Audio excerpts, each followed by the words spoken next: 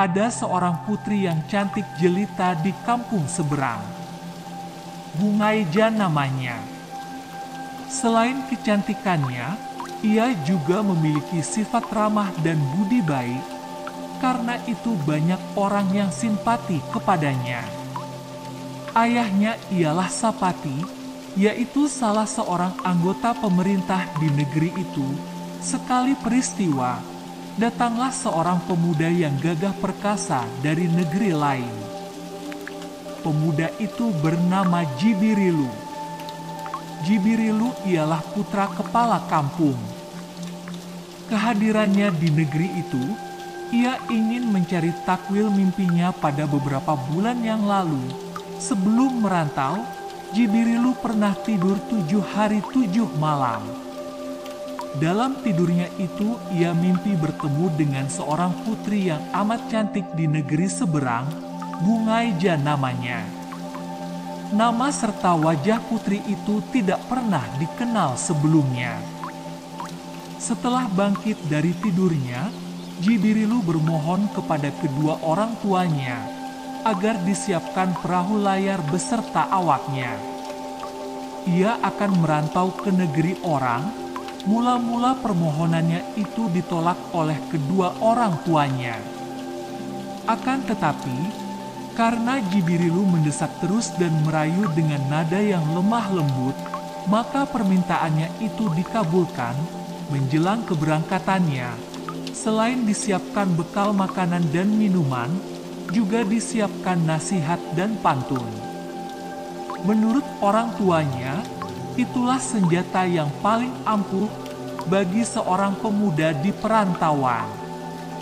Tiba waktunya, Jibirilu bersama temannya yang setia berangkat menuju negeri seberang. Keberangkatan mereka itu membawa suasana kesedihan dan keharuan.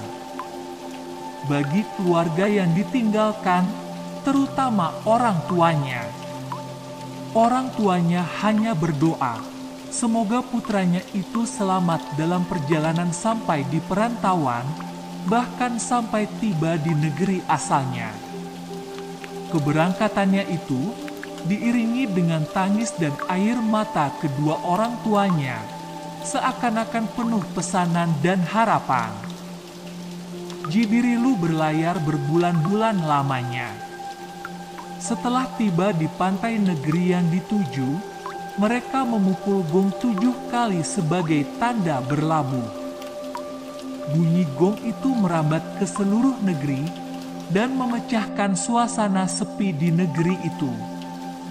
Dengan bunyi gong tersebut, suasana negeri itu menjadi gempar, karena waktu itu rakyat sementara berkabung atas kematian Sapati, ayah Bungaija, yang belum lama meninggal.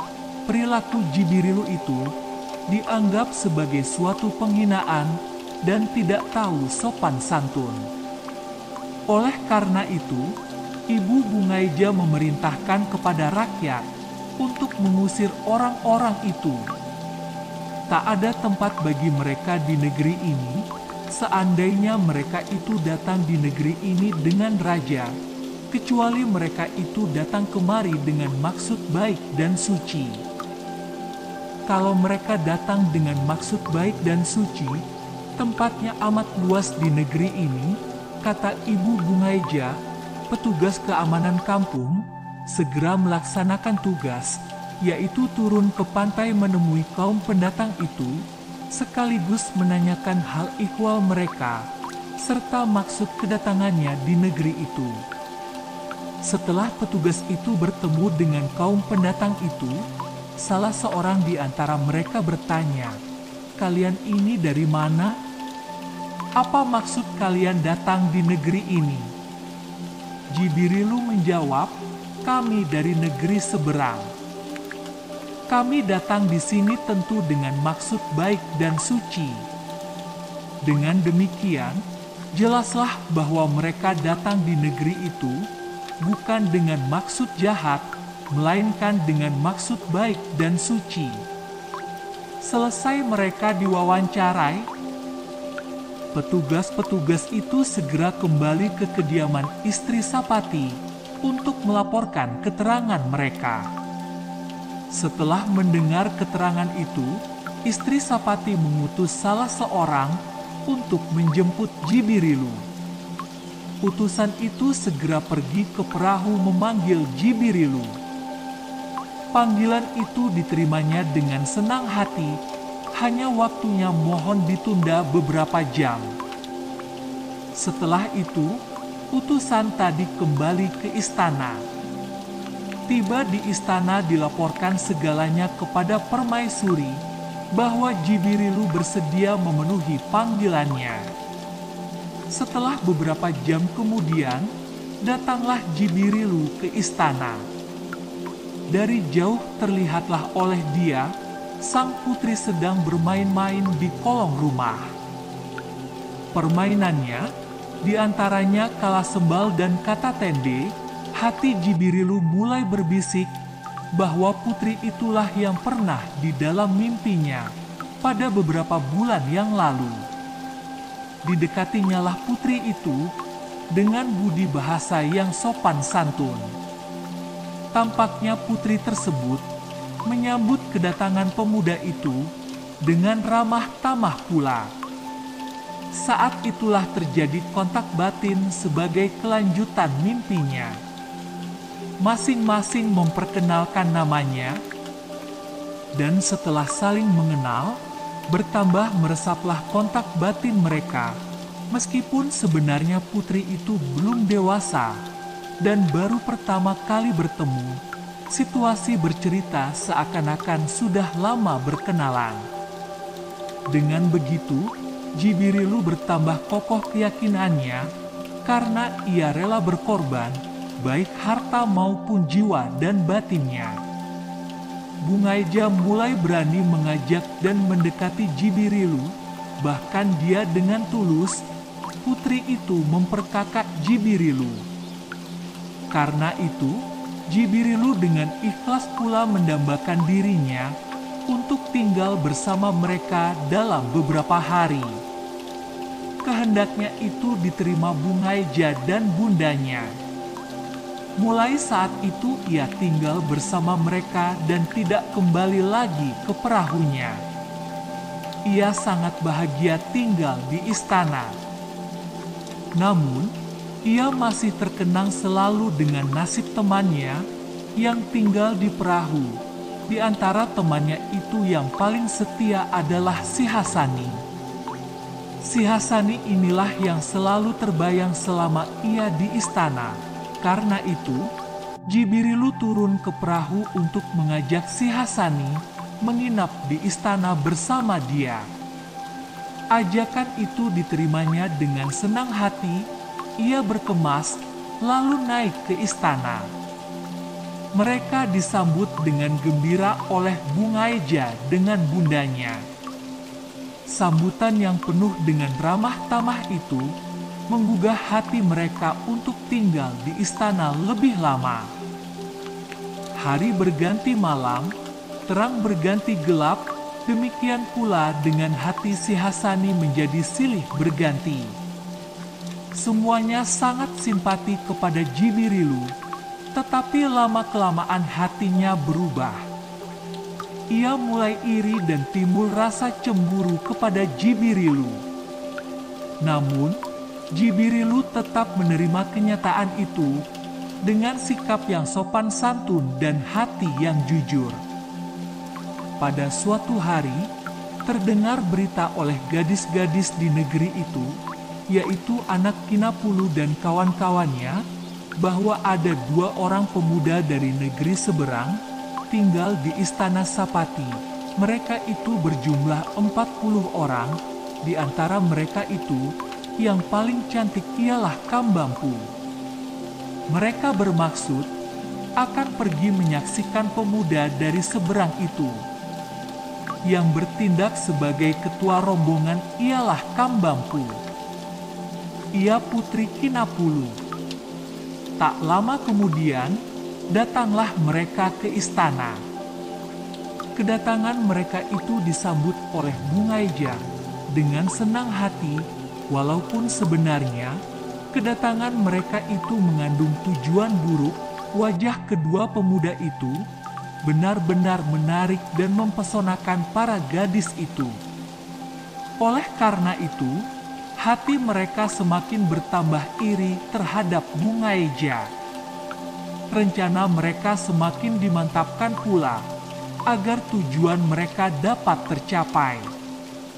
Mula-mula mereka membujuk Bunga Eja untuk bersikap acuh tak acuh terhadap Jibirilu. Menurut mereka, sikap yang demikian itu merupakan alat uji bagi Jibirilu. Apakah bermental baik atau tidak? Andai kata sikapnya itu tidak diterima baik oleh Jibirilu, itu berarti suatu tanda tidak setia kepadamu. Bujuk para gadis itu kepada Bunga Eja. Bujukan itu dilaksanakan oleh Bunga Eja, tetapi sikap Bunga Eja itu tetap diterima oleh Jibirilu dengan hati yang dingin.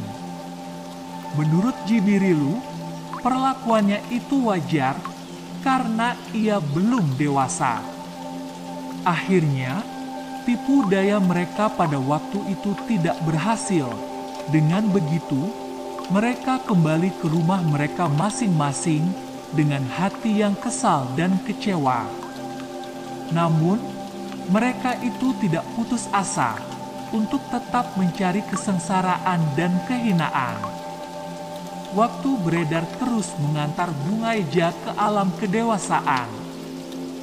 Pada saat itulah Jibirilu mengundang kedua orang tuanya untuk menyaksikan pernikahan mereka. Pada waktu kedua mempelai duduk bersanding, datanglah rombongan Kambampu sebanyak 40 orang ke tempat itu. Daya tipu mereka tidak lagi menggunakan akal, tetapi menggunakan tenaga mistis. Sementara itu, tiba-tiba Kambampu bangkit dari duduknya, lalu pergi ke belakang Jibirilu sambil menepuk bahunya. Dengan seketika, cinta Jibirilu beralih kepada Kambampu. Acara pernikahan mereka segera dibatalkan karena Jibirilu mencintai kepada Kambampu. Bahkan sebaliknya rasa benci dan muak ketika memandang wajah Bunga Eja. Rasa cintanya kepada Kambampu tidak tertahan lagi, semakin membara, sehingga ia segera meninggalkan tempat. Mengikuti Kambampu, hadirin mulai geger, dan kedua orang tuanya menjadi gelisah, termasuk Bunda Bunga Eja dan Bunga Eja sendiri.